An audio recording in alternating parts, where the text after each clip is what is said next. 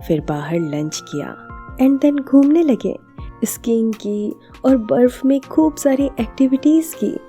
दोनों बहुत खुश थे, मज़े कर रहे थे। Purple love story presents strangers in love episode 4। Last episode में हमने सुना कि सिया आहना को अपने पास्ट के बारे में बताती है कि वो कैसे प्रेग्नेंट हुई और हॉस्पिटल पहुंची, और जब उसे होश आया तो उसे दुनिया का एक अलग ही रूप दिखा। अब आगे सिया ने बोलना जारी रखा। उसने कहा, उस रात मैं चुपचाप हॉस्पिटल से निकल गई। मैं अपनी दोस्त के घर चली गई और नेक्स्ट डे अपना अबॉर्शन करवा लिया। तुम समझ रही हो आना, मैंने अपने बच्चे का खून किया है। मुझे लगता था कि अगर वो इस दुनिया में आएगा तो उसे सिर्फ दर्द मिलेगा। जब उसे सबसे ज़्यादा ज़रूरत होगी अपनों की, तब उसके पास कोई नहीं होगा, यहाँ तक कि अपने भी नहीं। मैंने उसे उस दर्द से बचाने के लिए खत्म कर दिया। सिया की आवाज़ अब धीमी हो गई थी।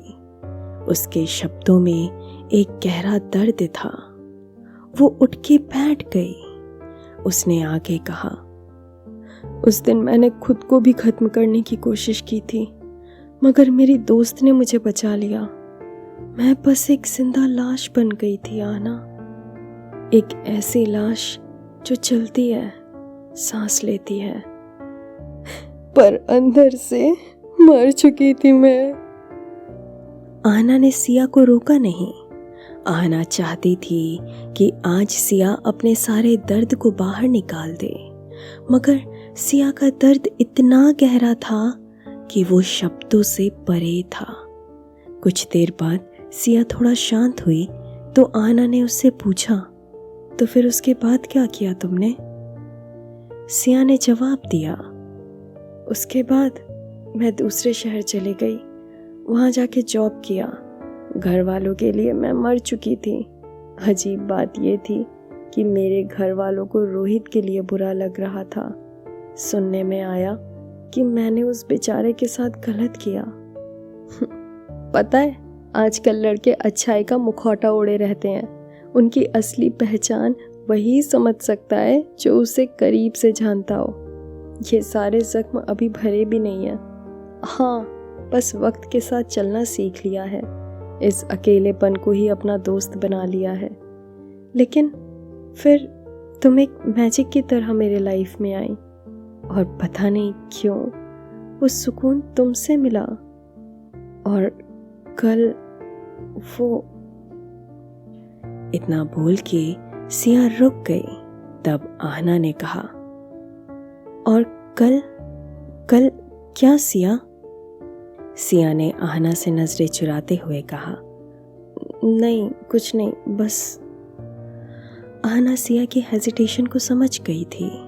उसने सिया को कंफर्ट करते हुए कहा, सिया अभी तुम इतना मत सोचो, वो तुम्हारा पास्ट था। तुमने जो किया वो बिल्कुल सही था। तुमने कुछ गलत नहीं किया, और ना ही तुमने किसी का खून किया। वो हालात ही ऐसे थे जब तुम्हें इमोशनल सपोर्ट की ज़रूरत थी, लेकिन तुम्हें नहीं मिला। ज़िंदगी हमें बहुत से रास्तों से गुजारती है, शायद तुम्हारा रास्ता यही था। वैसे बस एक चीज़ है जो तुमने गलत बोली। ये सुन सिया ने हैरानी से पूछा, गलत? लेकिन मैंने ऐसा क्या कहा? तब आहना ने उसे जवाब दिया, बताती हूँ बाबा, चलो पहले आग के पास चलते हैं, मुझे थोड़ी ठंडी लग रही है। इतना बोल वो दोनों काउच पे बैठ गई। तब आहना ने सिया का हाथ थामते हुए उससे कहा, देखो, जैसे प्यार होता है ना, लव, तुमने सुना भी होगा, love has no colour, no religion, no gender. ठीक उसी तरह नार्सिसिस्ट लोगों का भी कोई जेंडर नहीं होता। तुम्हें पता है, फैमिली के मामले में मैं शायद तुमसे ज़्यादा लकी हूँ, क्योंकि वो मुझे हर वे से एक्सेप्ट करते हैं। लेकिन प्यार के मामले में तुमसे भी ज़्यादा बदकिस्मत। उसकी बात सुन सिया ने कंसर्न होकर पूछा, क्या तुम्हें भी धोखा मिला है? क्या तुमने भी टॉक्सिसिटी फेस की है? उसके सवालों पर आहना ने जवाब दिया, देखो टॉक्सिसिटी भी अलग अलग तरह की होती है, एंड मैं सच बोलूं तो वो टॉक्सिक नहीं थी, लेकिन उसने जो किया वो माफी के काबिल भी नहीं है। ऐसे ही लोगों की वजह से प्यार बदनाम है। सिया ने थोड़ा हैरान होकर पूछा, एक सेकेंड, टॉक्सिक नहीं थी? तब आहना ने हल्के से स्माइल के साथ कहा, हाँ सिया, मैं एक लड़की के साथ रिलेशनशिप में थी। ये सुन सिया की आंखें बड़ी की बड़ी रह गईं। आहना ने तब धीरे से कहा, इतना हैरान होने की जरूरत नहीं है। हाँ, मेरी पार्टनर एक गर्ल थी एंड मेरे घर वालों को भी इस बारे में पता था एंड दे एक्सेप्टेड मी। शुरू में थोड़ा प्रॉब्लम हुआ बट उतना नहीं, क्योंकि मेरी मॉम एक राइटर है एंड वो काफ़ी कुछ एक्सप्लोर करती हैं, रीड भी करती हैं, so she knew everything right. तो थोड़ा इजी था मेरे लिए घर वालों का सपोर्ट पाना। लेकिन प्यार ने मुझे जो धोखा दिया वो सिर्फ धोखा नहीं, मेरी प्राइवेट पिक्स तक उसने बॉयज में शेयर कर दी। ये सुन सिया हैरान थी। उसने कहा, क्या उसने ऐसा किया?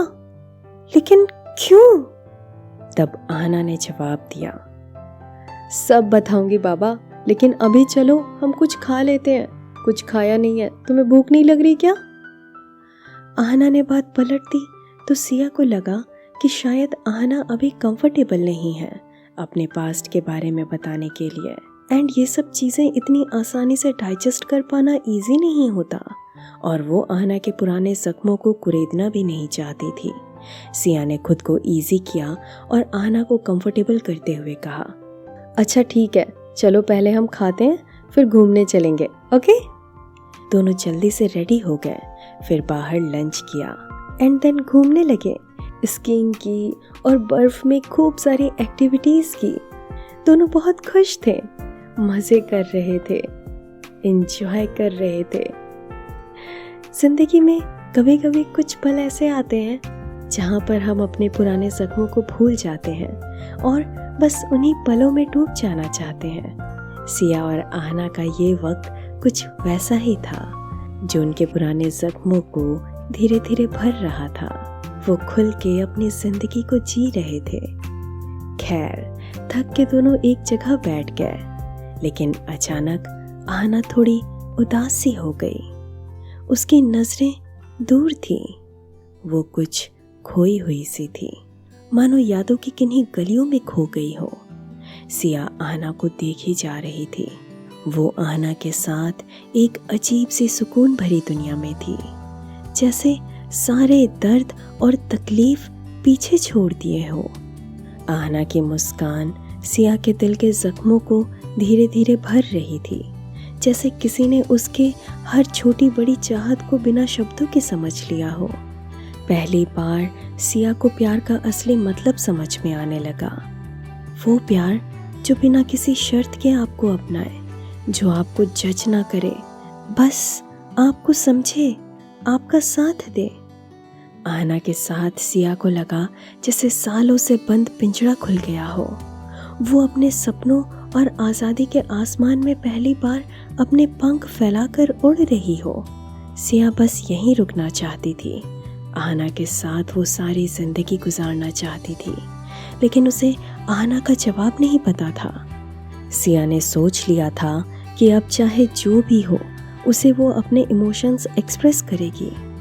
सिया ने थोड़ा डरते हुए कहा, आहना, मुझे कुछ बात करनी है। आहना अपने ख्यालों से बाहर आई और कहा, हाँ बोलो। तब सिया ने कहा, वो मैं कल। सिया ने इतना कहा ही था कि आहना ने उसे रोकते हुए कहा, सिया प्लीज़, ये सही वक्त नहीं है इस टॉपिक पर बात करने का। आई एम सॉरी, लेकिन मेरा पास्ट मुझे थोड़ा बॉदर कर रहा है। I don't know why, but suddenly कुछ बैड मेमोरीज आंखों के सामने घूम रही हैं। आई नीड टाइम, प्लीज़ मुझे कुछ वक्त के लिए अकेला छोड़ दो। इतना बोल के आहना उठ गई और वहाँ से जाने लगी। सिया भी बस वहीं बैठी रही और उसे जाता देखती रही। वो आहना को और अपसेट नहीं करना चाहती थी। सिया कुछ देर वहीं पे अकेले बैठी रही। वो समझ सकती थी आहना का डर। रिश्ते में उसका भी भरोसा टूटा था, और एक बार भरोसा टूट जाए तो दोबारा से जुड़ना बहुत मुश्किल हो जाता है। ये सब समझने के बाद भी सिया अचानक से उदास हो गई थी।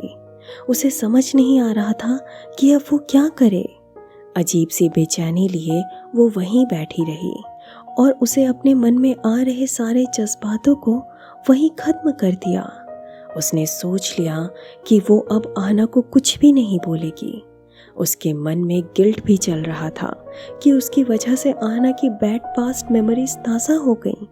उसने नहीं चाहा था कि ट्रिप में कुछ ऐसा हो या आहना को कुछ भी बुरा लगे। वो तो एंजॉय करने आई थी, लेकिन इन जज्बातों ने सब कुछ उलझा कर रख दिया था। खैर, वो अब और क्या ही कर सकती थी। उसने आहना को टाइम दिया, उसके पीछे नहीं गई, ना ही कॉल करके डिस्टर्ब किया। वो बस यहाँ वहाँ बाहर ही भटकती रही। शाम हो चुकी थी, लेकिन सिया तब से बाहर ही थी। देखते देखते रात भी हो गई। वो जैसे ही उठी कि तभी उसका फोन वाइब्रेट हुआ। देखा तो आहना की कॉल थी। उसने कॉल पिक की और कहा, हेलो आहना। सामने से आवाज आई, सिया प्लीज तुम जल्दी से मेडिकल स्टोर से कुछ बैंडेज लेके रूम पे आ जाओ। सिया कुछ जवाब देती इससे पहले फोन कट चुका था। वो बिना टाइम वेस्ट किए भागने लगी। सिया समझ गई थी कि आहना को कुछ तो इंजरी हुई है। वो जल्दी से मेडिकल स्टोर से कुछ बैंडेज और ऑइंटमेंट लेती है और जल्दी से रूम पर पहुंचती है और डोर नॉक करती है। दरवाज़ा खुलता है और जैसे ही वो अंदर जाती है, देखती है कि रूम में अंधेरा था और आहना उसके सामने खड़ी थी। सिया घबराई हुई उससे कहती है, क्या हुआ तुम्हें, कहाँ चोट आई है? तब आहना कहती है, हे रिलैक्स, शांत हो जाओ। आई एम सॉरी तुम्हें ऐसे बुलाया, but I am totally fine. मुझे कुछ नहीं हुआ, मैं बिल्कुल ठीक हूँ, देखो। ये सुन सिया को थोड़ा रिलीफ तो होता है, लेकिन गुस्सा भी आता है। बट वो गुस्सा आंसुओं के रूप में बाहर निकलने लगता है। वो कहती है, तुम पागल हो क्या? ऐसे कौन करता है? मैं वहाँ सारा दिन बैठे बैठे ना जाने क्या सोचती रही। ओवर थिंकिंग से मेरा सर फटा जा रहा था और तुमने मुझे ऐसे करके कॉल करके बुलाया। यार कोई भी डर जाएगा। मुझे लगा मेरी वजह से कहीं तुमने खुद को। सिया के अंदर सारे इमोशन मिक्स हो चुके थे और वो बस बोलती ही जा रही थी कि तभी अचानक से आहना उसके पास गई और उसे किस कर लिया। इस सडन हुए एक्शन से सिया का दिल रुक सा गया। उसके आंसू भी रुक गए। उसके अंदर चल रहा तूफान एकदम से शांत हो गया। उसकी पूरी बॉडी एकदम शिथिल हो चुकी थी।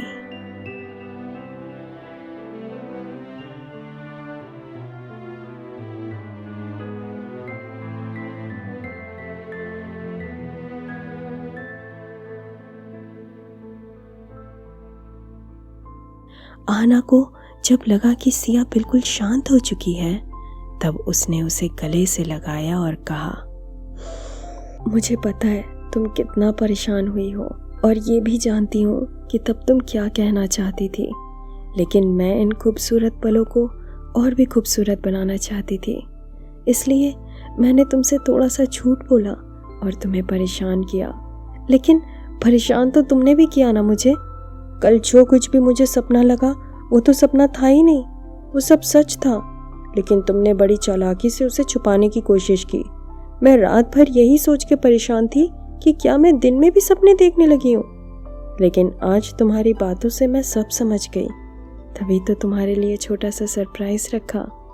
इतना बोल आहना ने सिया का हाथ थामा और सिया के सामने घुटनों पे बैठ गई और कहा, I love you Siya. I know तुम भी मुझसे ये कहना चाहती हो, इसलिए I love you too Siya. रुको रुको, अभी स्टोरी खत्म नहीं हुई है। अभी सिया को तो आहना का पूरा पास्ट पता ही नहीं है। उसका पास्ट जानने के बाद सिया क्या आहना का प्रपोजल एक्सेप्ट करेगी? वेल, ये कहानी अब क्या नया मोड़ लेगी, जानने के लिए सुनते रहिए strangers in love only on purple love tales पर।